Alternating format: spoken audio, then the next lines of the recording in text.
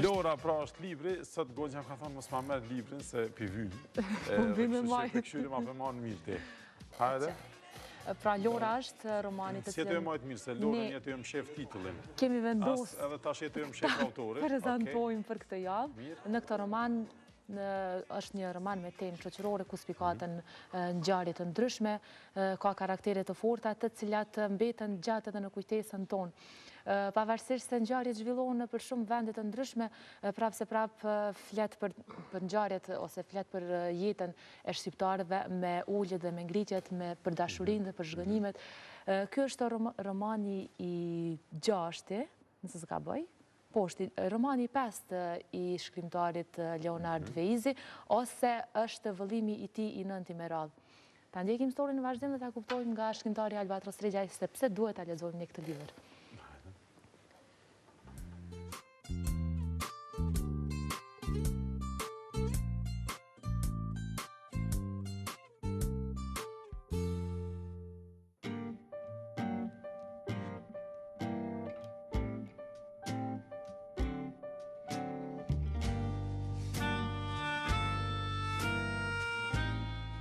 Femër e re dhe shumë e bukur gjendet e vrarë në një dhomë hoteli në Tiranë. Është ky hoteli Apollon. Një thik e trupave komando në mes të këmbëve të saj dhe një skenë të shumë makabre. Recepcionisti i hotelit, një ditë më herët, e ka marrë mesazhin se duhet ta zgjojë mysafirën e 4 të mëngjesit sepse ajo duhet ta kapë avionin e parë nga Linasi. Aja merr në telefon, askush nuk përgjigjet. Pastaj ngritet një deri lart, i bie derës, përsëri askush nuk përgjigjet. Dhe e hap derën dhe e sheh këtë skenë makabre. Pastaj vjen policia dhe të gjithë në kërkim të kësaj se kush është kjo femër e cila u vra, kush është kjo turiste e huaj, e cila erdhi për herë të parë në Tiranë dhe aty e gjeti vdekjen. Paralel me këtë, e kemi edhe krye personazhin i cili e merr rrugën në drejtim të Amerikës. Avionin së pari deri në Vjenë, e më pas në New York, nga New York në Texas, dhe dikush sa më larg. Krye personazhi ynë, ik nga dikush, ik nga diçka. Dhe vetëm një mesazh ja ka dërguar të dashurës së vet, lam të mirë, asgjë më shumë. Është ky fillimi i romanit Lora, shkruar nga shkrimtari shqiptar Leonard Veizi, një roman i cilin unë kam shijuar shumë, madje kam lexuar edhe përderisa binte borë. Një rrëfim me nuancat fuqishme të një drame sociale, por i ndërtuar si një thriller policor. Kush është kjo Lora, e cila erdhi në Tiranë dhe e gjeti vdekjen?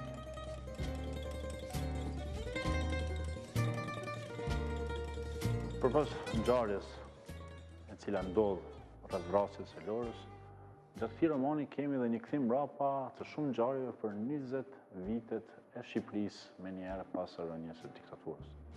Kemi edhe atë dimensionin e tmerrshëm, kur femrat shqiptare shkojnë në Itali dhe i zaventësojnë prostitutat, cili deri aso kohë ishin më të kërkuarat.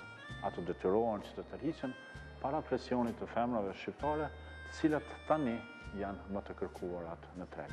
Një dimension shumë i trisht. Një nga personazhet pyet, a janë vërtet o shqiptare? Si është e mundur që shqiptarët të vinë deri në këtë pikë? Ku ngeli morali ynë, ku ngelen të gjitha ato fjalë të mbame të cilat ja thonim njëri tjetrit në familjet tona, në rrethet tona.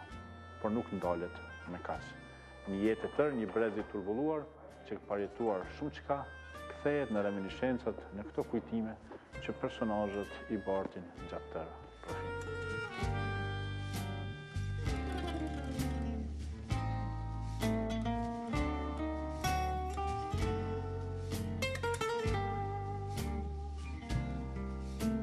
Nuk më ndodh shpesh që të rekomandoj një libër shkruar nga një shkrimtar shqiptar.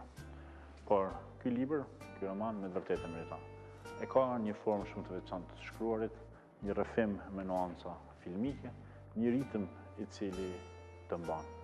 Më e rëndësishmja është se edhe pse e përjetojmë si film, në të njëjtën kohë mund të jetë një nga rrëfimet tona. Të shpjegon ato turbullimet, trazimet që ne si njerëz, ne si shoqëri i kemi përjetuar dhe vazhdojmë t'i përjetojmë.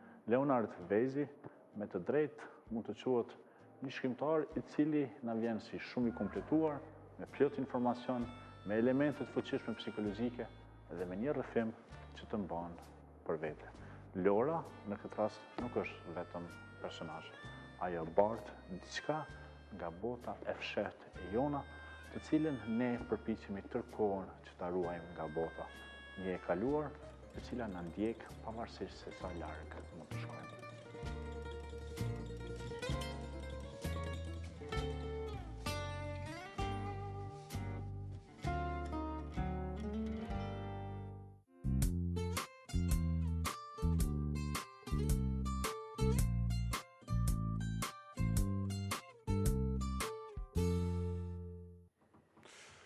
Ky është pra libri Lora nga Veizi. Leonard Veizi.